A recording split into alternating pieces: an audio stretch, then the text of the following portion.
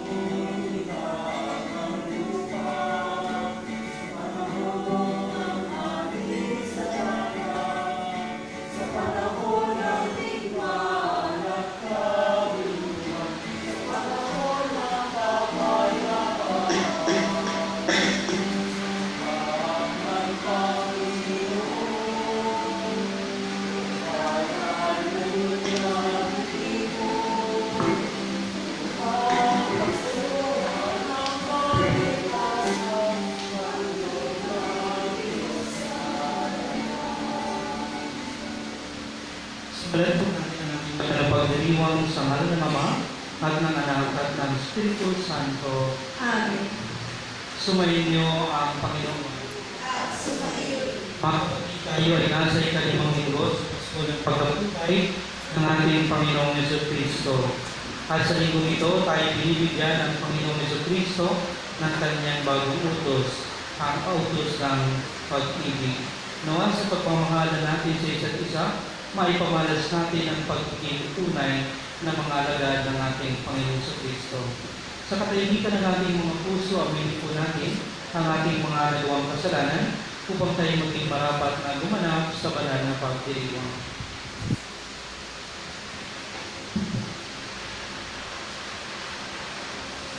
Sabay-sabay po tayo inaamin po sa makapangyarihan ng Diyos at sa inyo mga kapatid. Nalupa ako nagkasala sa isip, sa salita, sa gawa, at sa aking pagkukulang. Kaya sinasamo ko sa mga ilagay kay Maria, sa lahat ng mga mujer ng mga kanan, At sa inyo mga kapatid, na ako'y panalangin sa Panginoon aking Diyos. kaawaan tayo ng mga pangyarihan ng Diyos, patawarin tayo sa ating mga kasalanan, at pagtubayan tayo sa buhay na walang hanggan. Amen. Panginoon, kaawaan mo kami. Panginoon, kaawaan mo kami. Kristo, kaawaan mo kami. Kristo, kaawaan mo kami. Panginoon, kaawaan mo kami. Panginoon, kaawaan mo kami.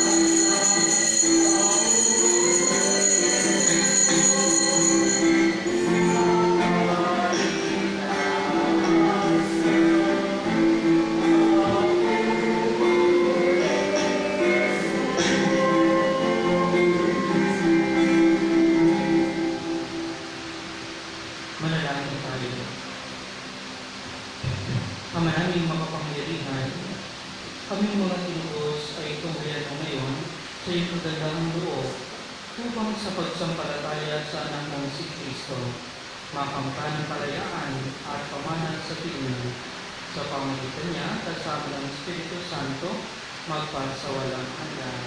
Amen. Magsiupo po ang lahat at makinig sa pagpapahayag ng salita ng Diyos. Sa unang pagbasa, pinatatatag nila Pablo at Bernabe ang kalooban ng mga mananampalataya. Ayon sa kanila, magdaranas muna tayo ng maraming kapighatian, ngunit ang mga ito'y magiging daan tungo sa kaharian ng Diyos. Pagbasa mula sa mga gawa ng mga apostol. Noong mga araw na iyon, nagbalik sina Pablo at Bernabe sa Listra, sa Iconio at sa Antipolo ng Pisidia. Pinatatag nila ang kalooban ng mga alagad at pinagpayungan na manatiling tapat sa pananampalataya. Magdaranas muna tayo ng maraming kapighatian bago makapasok sa kaharian ng Diyos. Turo nila sa kanila. Sa bawat simbahan, humirang sila ng matatandang mamamahala at matapos manalangin at mag-ayun. Ang mga ito'y itinagubilin nila sa Panginoon na kanilang pinananaligan. Tinahak nila ang Pisidia at nakarating sa Pamphilya. Ipinangaral nila sa Perga ang salita ng Diyos, at pagkatapos ay bumaba sila sa Atalia. Mula roon, naglayag silang pabalik sa Antipolo. Dito sila nagsimula ng gawaing ginanap nila matapos silang itagubilin sa pagkakalinga ng Diyos. Pagdating doon, tinipon nila ang mga kaanib ng simbahan at isinalaysay ang lahat ng ginawa ng Diyos. Sa pamamagitan nila at kung paano binuksan niya ang daan upang makapanampalataya ang mga hindi. Ang salita ng Diyos. Salamat sa Diyos. Salmong tugunan. Diyos ko at aking hari, pupurihin kitang lagi. Diyos ko at aking hari, pupurihin kita lagi. Ang Panginoong Diyos ay puspos ng pag-ibig at lipos ng habag. Banay at magaling, ang pag-ibig niya ay hindi kumukupas. Siya ay mabuti at kahit kanino'y hindi nagtatangi. Sa kanyang nilikha, ang pagtingin niya ay mamamalagi. Diyos ko at aking hari, pupurihin kita lagi. Magpupuring lahat sa iyo, o poon, ang iyong nilalang. Lahat mong nilikha ay pupurihin ka't pasasalamatan. Babanggitin nilang tunay na dakila ang iyong kaharian, at ibabalitang tunay kang dakila at makapangyarihan. Diyos ko at aking hari, pupurihin kita lagi. Dakila mong gaway upang matalastas ng lahat ng tao. Babatid nila ang kadakilaan ng paghahari mo.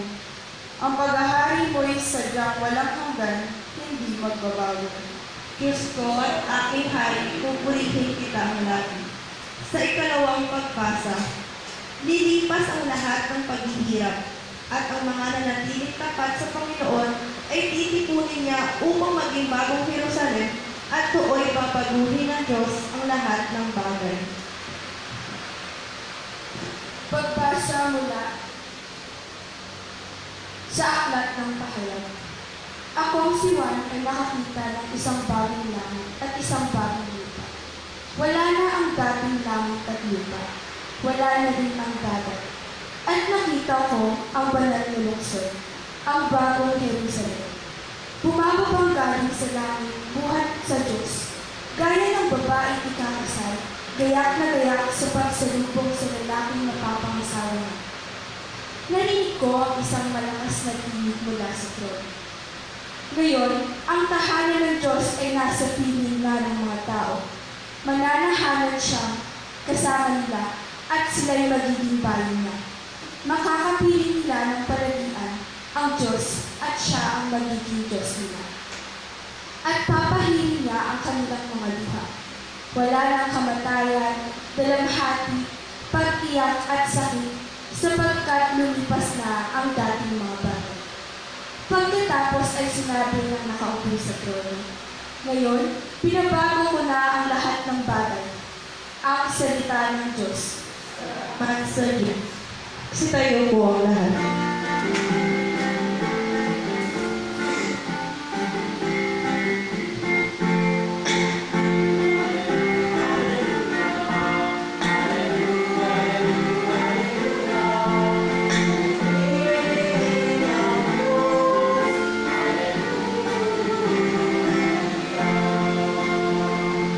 Bagong utos, ani Kristo, mag-ibigan sana kayo tulad ng pag-ibig ko.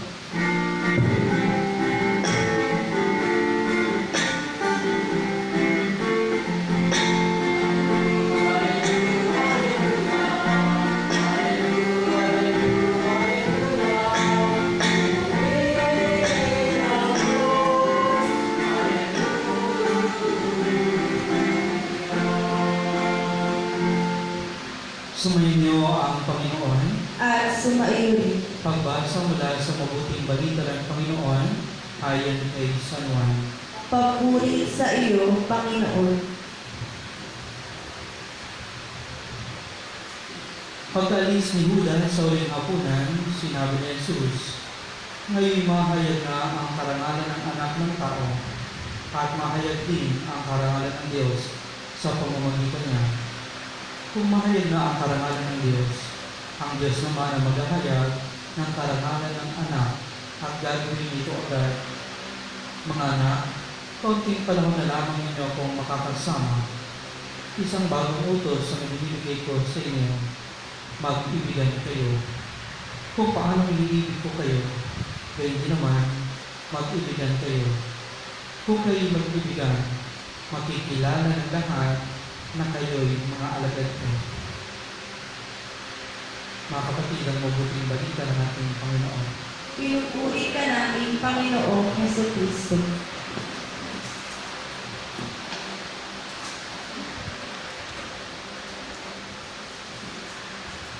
Magandang hapon po sa inyong lahat. Maraming salamat po sa apat na sumagot. Magandang hapon po sa inyong lahat. Ayan, nabatiin mo niyo yung mga katabi niyo ng magandang hapon. At itian niyo ng bongga. Kunwari, masaya tayo. Ha? Tayo po ngayon ay nasa ikalimang linggo sa panahon ng Pasko ng pagkabuhay ng ating Panginoon Jesucristo. At sa linggong ito, tayo ay binibigyan ng Panginoon Jesucristo ng bagong utos. At ang itong utos na ito, sabi niya, mag-ibigan kayo. Sabi nga ninyo, mag-ibigan kayo. Sa English, sabi ating Panginoon Jesucristo, love one another. Ngayon sa buhay niyo ba ito? Love one another. O, Father, ngayon sa buhay ko yan, kaya lang baliktad. Anong pagsasabuhay mo? Love another one. Ay, no? Nagulo, no? Imbis na love one another, love another one. Nagkaroon ko rin ng kabit, no? Yan. Mga kapatid, may isang pari, siya ay nag-sermon. Sa kanyang sermon, sabi niya, ang utos ng Panginoon Jesucristo, mag-ibigan kayo. Tapos yung kanyang homily. Tapos, sumunod na linggo, nag-misa ulit yung pari, nag-sermon ulit siya, sabi niya, ang utos ng Panginoon Jesucristo, mag-ibigan kayo. Tapos yung homily. Yung mga tao nagtataka, hindi ata naghanda si Father ng homily, paulit-ulit na lang. Sumunod na linggo, nag-homily ulit si Father, sabi niya, mga kapatid, ang utos ni Kristo, mag-ibigan kayo. Ganun pa rin. Tapos ilang buwan na ang lumipas, yun at yun at yun at yun din ang kanyang homily. Mga kapatid, ang utos ng Panginoon sa Kristo, mag-ibigan kayo. Ano kaya gawin natin din dito yan? Ano? Siguro pag ilang buwan na, paulit-ulit kong sinasabi, mag-ibigan kayo. Sa mga susunod na linggo, ako na lang ang tao dito. Sasabihin ko na lang, mag-ibigan. Wala na kayo kasi umalis na kayong lahat. Ano? Mga kapatid, dahil ganun yung ginagawa ng pari, nagsumbong yung mga tao. No? Yung mga parokyano, nagsumbong sila sa obispo. Sabi ganun ng mga tao, Bishop, yung pari po na nakasali sa amin, hindi nag-homily. Kapag siya'y nagmimisa sa kanyang homily, sinasabi niya lang po, mag-ibigan kayo. At ilang buwan niya kung ginagawa yan, mag-ibigan kayo. Sabi na, Bishop, pwede niyo po bang siyang ilipat? Paulit-ulit na lang. Naririnig na kami. Yun at yun yung naririnig namin. Sabi ng obispo sa kanila, sige, ililipat natin siya. Pero meron akong tanong sa inyo. Sa paulit-ulit na sinabi ng pare, mag-ibigan kayo, ilan sa inyo dito ang isinabuhay yung kanyang sinabi na mag-ibigan kayo? Hindi nakasagot yung mga parokyano. Ibig sabihin, minsan, hindi nila isinabuhay yung sinabi ng pare na utos ng Panginoon Jesucristo na mag-ibigan kayo. Kaya ang ginawa ng obispo, sabi ng obispo, dahil hindi nyo sinabuhay, mananatili yung pare. No? At syempre, pagdating ng lalagili siya, yun at yun pa rin yung kanyang pamili. Mag-ibigan kayo. Anong ibig sabihin nito, mga kapatid? Kami po mga pare na naglilingkod sa inyo, eh wala kaming sawang sabihin sa inyo ang utos ng Panginoon Jesucristo na tayo ay mag-ibigan hanggat hindi natin ito naisasabuhay. Kasi itong utos ng Panginoon Jesucristo sa amin ng mga lingkod at sa inyo rin, no? Na mga nakapakikinig ng salita ng Diyos, na tayo dapat ay mag-ibigan. No? Ipahayag natin ang pag-ibig ng Diyos sa isa't isa. Kaya nga sa pamagitan ng pag-ibig, mga kapatid, no, katulad ng ating Ebanghelyo, sabi doon, no, nung si Judas ay umalis sa huling hapunan, sabi ng ating Panginoon Jesucristo, nalalapit ng mahayag ang karangalan ng Diyos. Si Kristo sa kanyang buhay, ipinahayag niya yung kalwalhatian ng Diyos, ipinahayag niya yung karangalan ng Diyos sa pamagitan ng pag-ibig. Paano ba ipinahayag ni Kristo ang karangalan ng kalwalhatian ng Diyos? Nung sinabi niya, no, na siya ay mag-aalay ng kanyang buhay nang dahil sa pag-ibig, dito nagbigay niya ng kalwalhatian ang kanyang Ama. Dito, no, naparangalan ni Kristo ang Diyos. At ito rin po ang inaasahan sa atin, mga kapatid, na sa pamagitan ng ating buhay, maparangalan din natin ang Diyos. Wala pong hinihinging ibang bagay o material na bagay ang Diyos sa atin. Kasi kapag humingi siya ng material na bagay mula sa atin, baka wala tayong maibigay. Kasi lahat ng meron tayo ay nanggaling sa Diyos. Di po ba? Isa lang ang hindi nagmula sa Diyos, yung ating mga kasalanan. Di po ba? Kaya kung humingi ang Diyos sa atin, wala tayong maibibigay. Kaya nga, ang nais lang ng Diyos mula sa atin ay mabigyan natin siya ng kalwalhatian, mabigyan natin siya ng karangalan at papuri sa pamamagitan ng pagmamahal na iniuukol natin sa Diyos, pagmamahal na ibinibigay natin para sa isa't isa. Nang sa gayon, magkaroon tayo ng pagbabalik o pagbibigay sulit sa kabutihang loob ng Diyos sa atin. Ito ay wala ba kundi siya ay mabigyan natin ng karangalan. Mga kapatid, ano ba ang kayang gawin ng pag-ibig sa buhay natin? Lalo tigit ng pag-ibig ng Diyos sa buhay natin. Marami po sa atin, mga yung nagmamahal, sumuko na. No? Sabi ng iba, ayoko nang magmahal, palagi mo lang akong nasasaktan. Huh? Yung iba naman, naghahanap pa ng minamahal. Yung iba naman, nakahanap na. Yung iba naman, sumuko na. At yung iba, nasa kanila na, pinakawalan pa. No? Pero mga kapatid, marami sa atin sumusuko na sa pagmamahal. Bakit sinasabi? Lagi nila ako sinasaktan kapag ako ay nagmamahal. Lagi nila ako lumulunga kapag ako ay nagmamahal. Lagi na lang ako nagdudusa kapag ako ay nagmamahal. Ang tanong, kaya ba tayong saktan ng pagmamahal? Kaya ba tayong paluhain ng pagmamahal? Kaya ba tayong hayaan ng pag-ibig na magdusa? Sa katunayan po, hindi. Kahit kailan hindi tayo kayang saktan ng pag-ibig. Kahit kailan hindi tayo kayang paluhanin ng pag-ibig. Sino nagpapaluha sa atin? Sino ang nananakit sa atin? Yung ating iniibig. Diba? At yung taong umiibig sa atin. Pero kahit kailan, hindi tayo kayang saktan ng pag-ibig. Sa gitna ng iyong kalungkutan, yung pag-ibig pa nga ang nagbibigay sa iyo ng kaligayahan. Di po ba? Sa gitna ng iyong kabighatian, yung pag-ibig pa ang nagbibigay sa iyo ng iba yung pag-asa. Sa gitna ng pag-uusig, yung pag-ibig pa ang nagpapatatag sa iyo. Katulad ng ginawa ni Pablo at ni Bernabe sa ating unang pagbasa. No? Mula sa aklat ng sa gawa ng mga apostoles, kung paano si Pablo at si Bernabe naranasan nila yung pag-ibig ng Diyos sa kanilang buhay at sa kanilang pangangaral, sila ay mga naging buhay na saksi sa pag-ibig ng Diyos at sa kanilang pangangaral marami ang sumusunod sa ating Panginoong Kristo at paano nila pinatatag yung pananampalataya at yung kalooban ng mga sumusunod kay Kristo sa pamamagitan ng pag-ibig na tinanggap nila mula sa ating Panginoong Kristo. Sabi ni Pablo at ni Bernabe, patatagin ninyo ang inyong kalooban. Marami pang pag-uusig ang darating sa ating buhay. Sa gitna ng pag-uusig, ang pag-ibig ng Diyos ang nagbigay katatagan sa mga nananampalataya sa ating Panginoon Kristo. Ito ang kayang gawin ng pag-ibig ng Diyos sa ating buhay. Ang pag-ibig ng Diyos ay lubos na makapangyarihan. Amen? At sana nararanasan po ninyo yung kapangyarihan ng pag-ibig ng Diyos sa buhay ninyo sa araw-araw. Di po ba?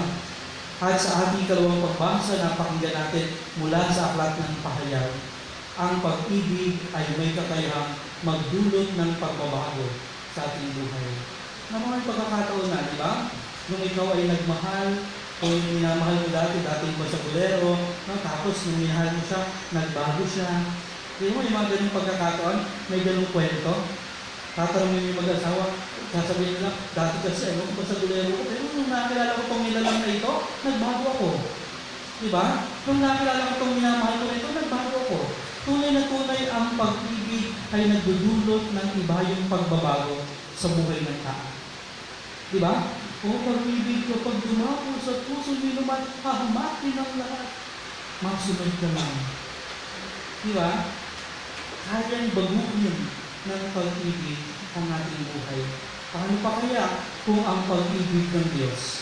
Tandaan po natin, tayong lahat ay nabuhay at nabubuhay dahil sa pag-ibig ng Diyos.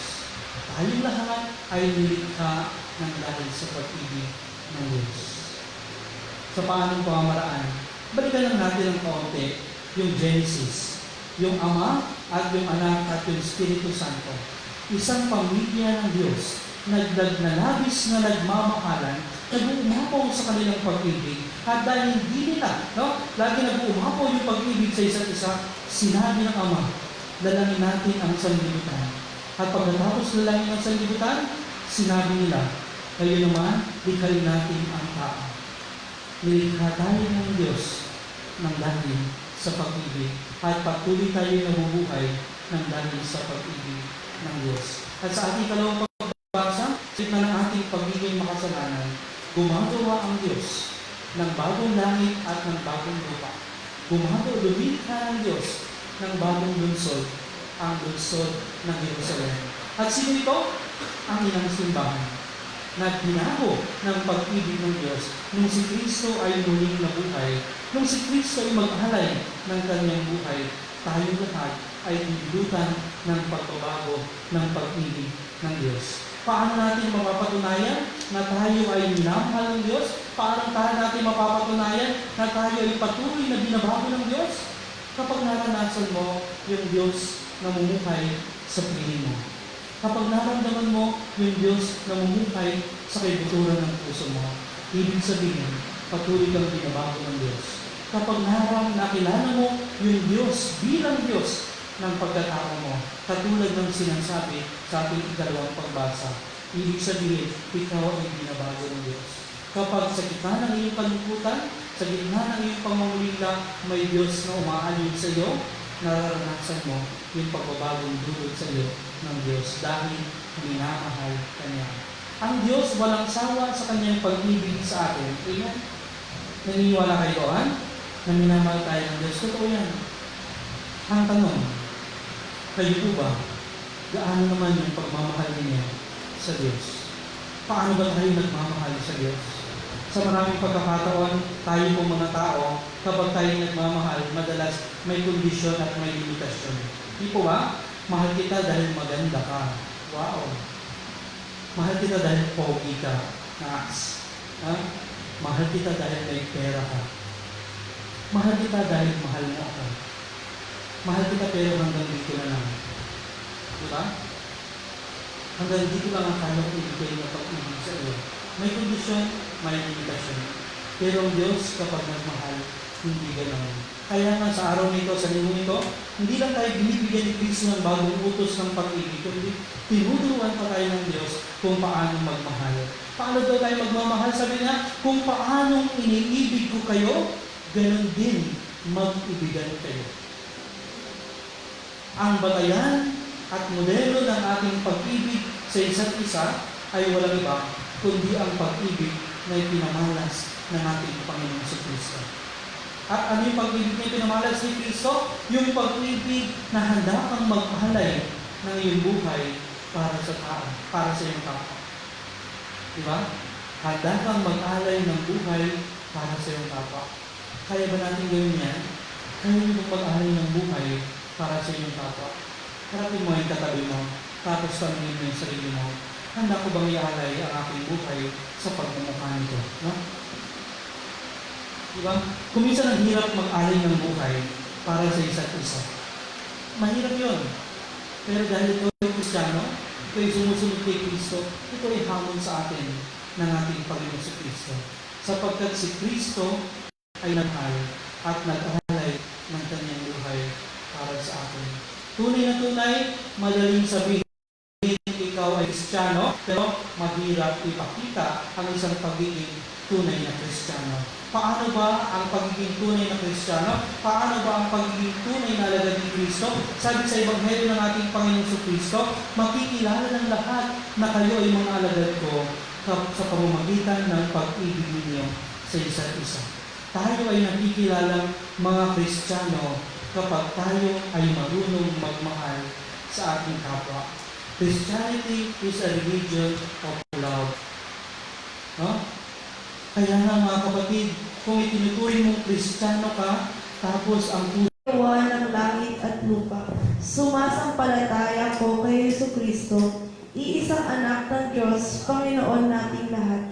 Nagkatawang tao siya lalang ng Espiritu Santo, ipinanganak ni Santa Mariang Virgen, pinagpakasakit ni Poncio Pilato, ipinako sa krus na matay inilibing, nanaog sa kinaroroonan ng mga yumao, nang may 3 araw na buhay namang muli, umakyat sa langit, nalumblok sa kanan ng Diyos ang mga makapangyarihan sa lahat, doon magmumulang parilito at huhukom sa nangabubuhay at nangamatay na tao.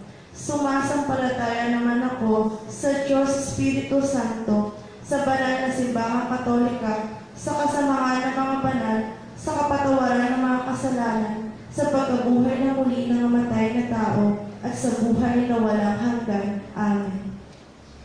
Ang Diyos ay pag-ibig at inatasan tayo ni Jesus na ibahagi ang pag-ibig nito sa isa't isa. Buong tiwala tayo lumapit sa Ama upang may sa buhay natin ang kanyang pagmamahal. Manalangin tayo ang ating tutugon. Ama namin mapagmahal, tingin mo kami. Ama namin mapagmahal, dinggin mo kami. Isabuhay nawa ng bawat kasapi na banal na simbahan ang atas ng Panginoon na magmahalan at makita nawa ng mundo ang tunay na mukha ng pag-ibig sa pamumuhay ng bawat Kristiyano. Manalangin tayo. Maging mga alagad nawa ng pag-ibig at katarungan ang kabataan. Lumikha nawa sila ng kultura ng pagmamahalan at pagkakaisa, nagagapi sa kultura ng galit at kamatayan. Manalangin tayo. Ingatan at pagpalain nawa ng Panginoon ang mga naglilingkod sa larangan ng kalusugan at pag-aaruga at maging tagapagtotoo sila sa pag-ibig ng Ama sa kanilang mga inaalagaan. Manalangin tayo. Mas pagtuunan nawa ng pansin ng mga mamamahayag ang salitang nagpapakita ng kabutihan at pag-ibig at maging kasangkapan sila ng pagkakaisa ng bayan. Manalangin tayo.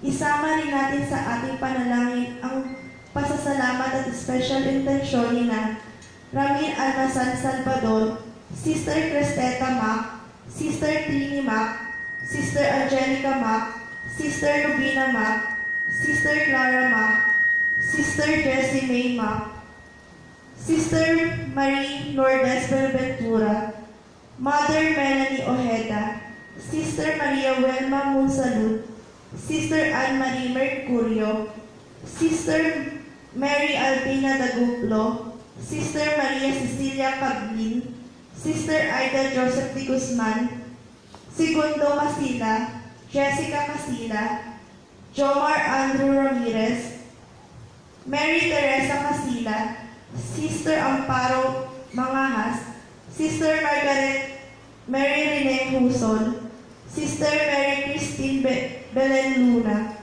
Father Josefino Corpus, Father Simplicio Esteban, Father Odi Moso, Father Agrico M. Orbos, Father Felix Labios, Father Rodel San Juan, Pope Francis, Father Francel Paje, Father Emmanuel Jose M. Montes, Father Ernesto Raimundo, Father Danilo Lopez, Father Renato Roque Villanueva, Bishop Daniel Presto, Father Raul Resada, Kiome Isa Angela Barrera, Roel Barrera, Laarni Maricar Martinez, Wilma Magay, Shane Angeline Magay, April Jan Villanueva, Paul Dayan Dayan, James Kanda, Dana de la Cruz and family, Ella May de la Cruz, Arturo Martin Arconcel III, Raimundo Salvador,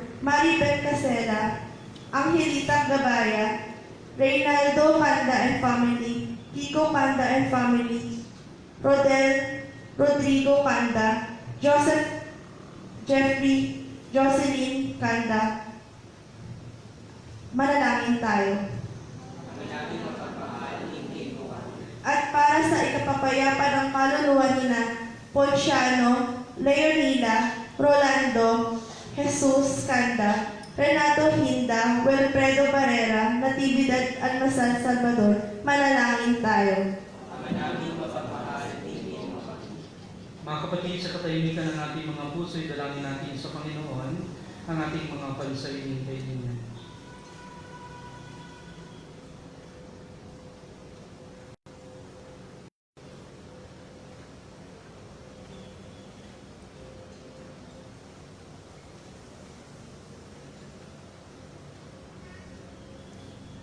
Ama, turuan mo umibig tulad ng pag-ibig ng anak mong nagpakumbaba at naglingkod sa kapwa. Hiniling namin ito sa ngalan ni Kristo ng aming Panginoon. Amen. Atin po ngayon ay alay ang ating mga handog sa damahan ng Panginoon.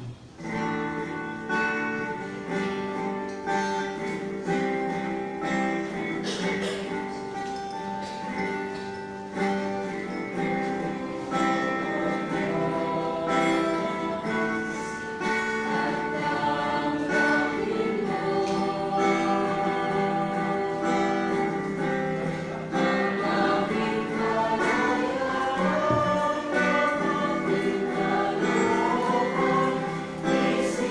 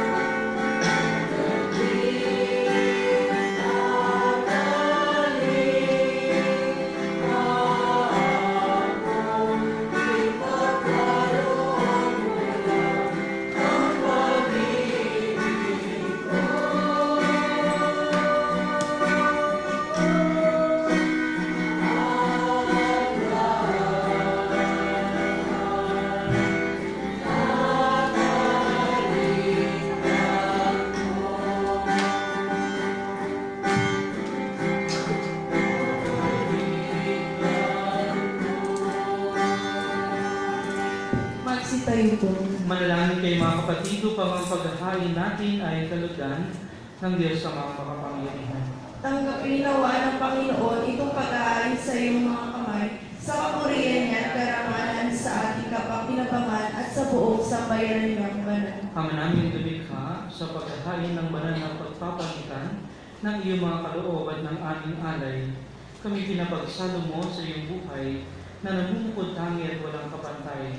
Ipagkaloob mo ang aming pakikinabang sa iyong pakikisamang aming maasahan ay siya rin umiral sa aming pamumuhay araw-araw sa pamagitan ng Kristo kasama ng Espiritu Santo magpa sa walang hanggan. Amen. Sumainyo ang Panginoon. At sumairin. Itaas sa Diyos ang inyong puso at diwa. Itanaas na namin sa Panginoon. Pasalamatan natin ang Panginoong ating Diyos. Marapat na siya'y pasalamatan. Ama naming makapangyarihan, tunay ng marapat na ikaw ay aming pasalamatan. Ngayong ipinagdiriwang ang pagkahari ng Mesiyas, ang maamong tupa na tumubos sa aming lahat. Siya'y talagang maasahan at ang katapatan niya sa pananagutan ay siyang bumago sa dating pamumuhay sa sangkataoang naminasa sa pagkasalawahan. Ang dagal ng tao ay ganap na itinampo upang mamana namin sa pakikipagkapatid kay Jesus. Kaya kaysa ng mga anghel na nagsisiawit ng papuri sa iyo nang walang humpay sa kalangitan, kami nagbubunyi sa iyo kadakilaan.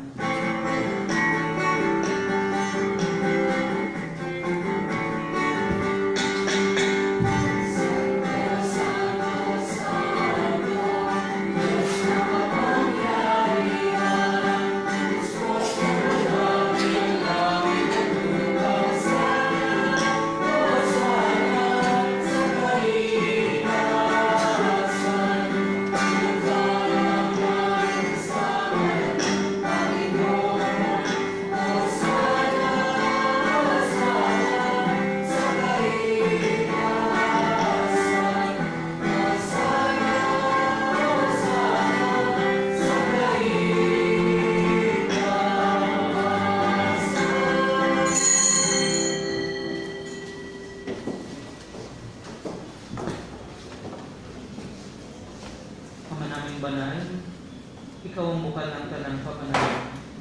Kaya sa pamagitan ng iyong Espiritu, gawin mong banal ang mga kaloob na ito upang para sa amin maging katawan at dugo ng aming Panginoong Yesu Kristo. Bago niya pinagtiis ang pusang loob na maging handog, tinawakan niya ang tinapay. Pinasalamatan ka niya. Pinaghati-hati niya iyon. Iniabot sa kanyang mga alagad at sinabi, tanggapin niyong lahat ito at kanin. Ito ang aking katawan na ihahandog para sa inyo.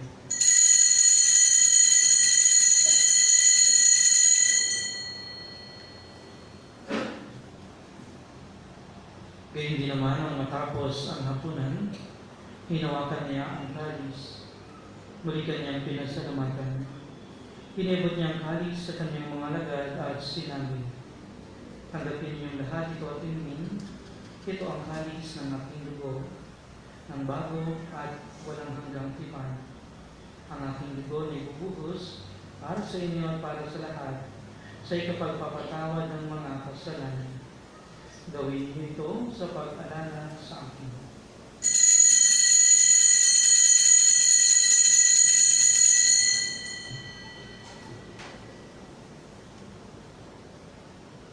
Ipagbunyi natin ang misteryo ng pananampalataya.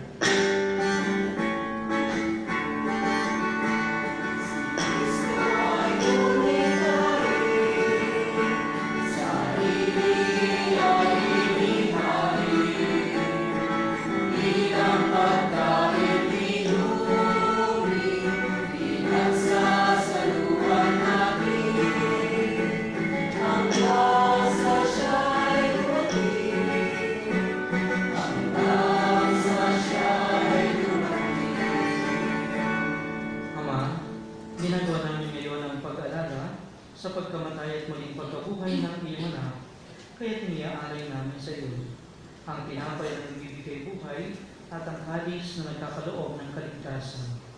Kami nagpapasalamat dahil kami iyong minarapat na tumayo sa harap mo para maglingkod sa iyo.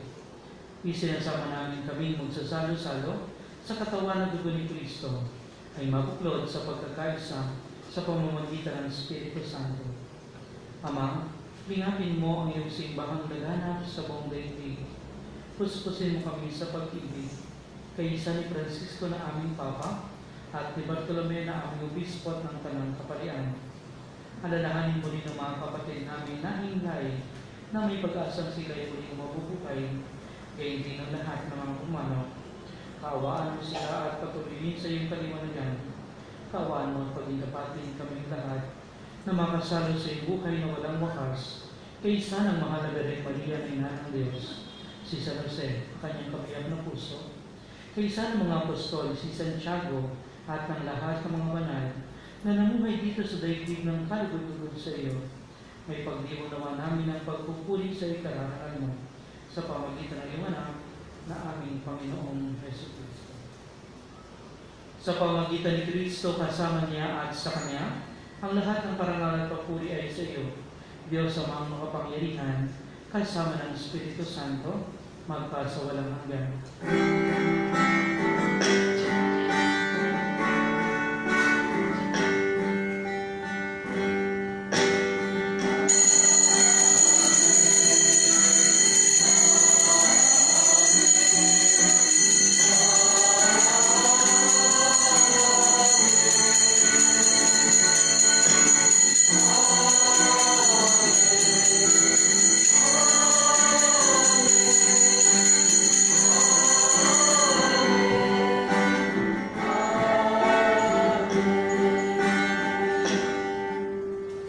Sa tagbili ng mga napagagaling na utos sa turo ni Jesus na Panginoon natin ang Diyos, ipahayag po natin ang lakas loob.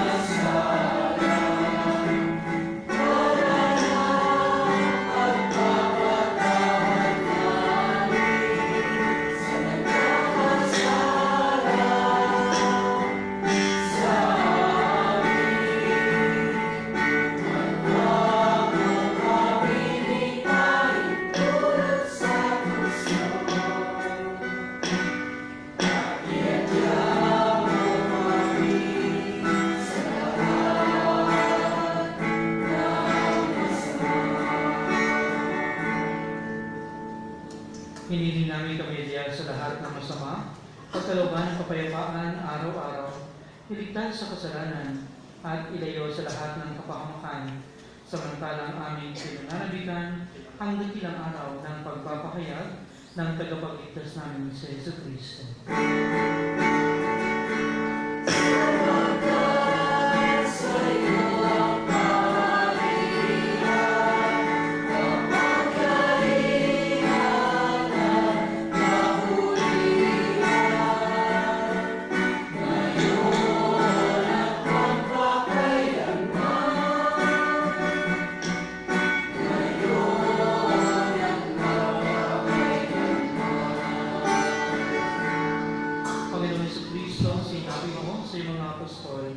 Kapayapaan ang iniiwan ko sa inyo, ang aking kapayapaan ang ibinibigay ko sa inyo.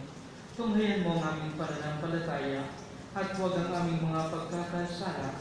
Pagkalooban mo kami ng kapayapaan at pagkakaisa ay sa iyong kalooban kasama ng Espiritu Santo magpa sa walang hanggan.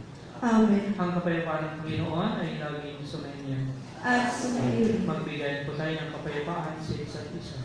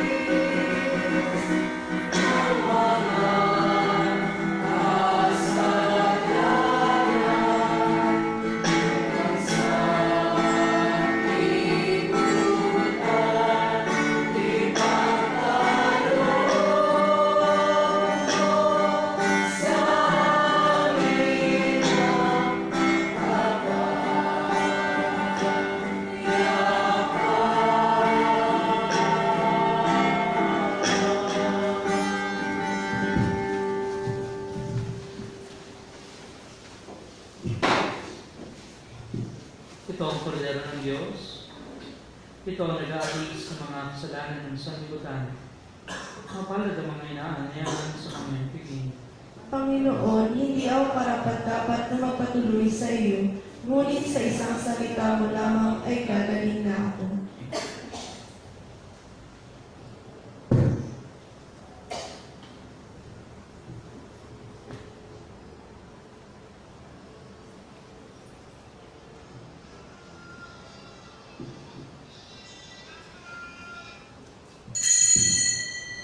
Ako ang puno ng ubas, kayo'y aking sangang lahat. Ang manatiling matapat, magbubunga ng marapat.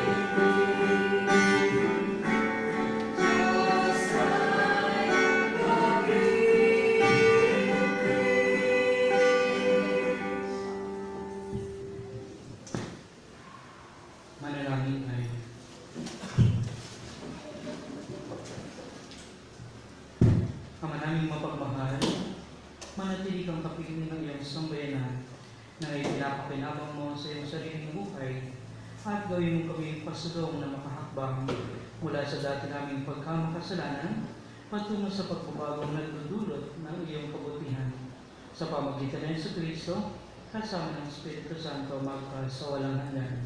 Amen. Maraming salamat po sa lahat ng mga naglingkod sa atin sa pananalisan ito, sa mga nag-aalay. Maraming salamat po at lalo tigit sa inyong lahat ng mga nagsimba. Maraming salamat po sa inyong presensya. Palapakan po natin ang bawat isa. Sumayin niyo ang Panginoon At sumaiwi. magsiyuko kayo habang iginalawad ang pagbabasbas. Ama naming mapagpala, pagkalooban mo ng katuparan, ang inaasahan ng iyong sambayanan mula sa iyong pagmamahal, makamtanawa nila ang iyong katugunan sa iyong binunsod na itinalangin, at ang tinanggap na sagot ay utang na loob na wang tanawin sa pamagitan ng Jesucristo kasama ng Espiritu Santo magpas sa walang hanggan. Amen. At pagpalain po kayo lahat ng makapangyarihang Diyos, ang Ama at ng Anak at ng Espiritu Santo. Amen. Tapos ang ating banal na misa, kumain kayong taglay, pag-ibig at kapayapaan ni Kristo. Salamat sa Diyos.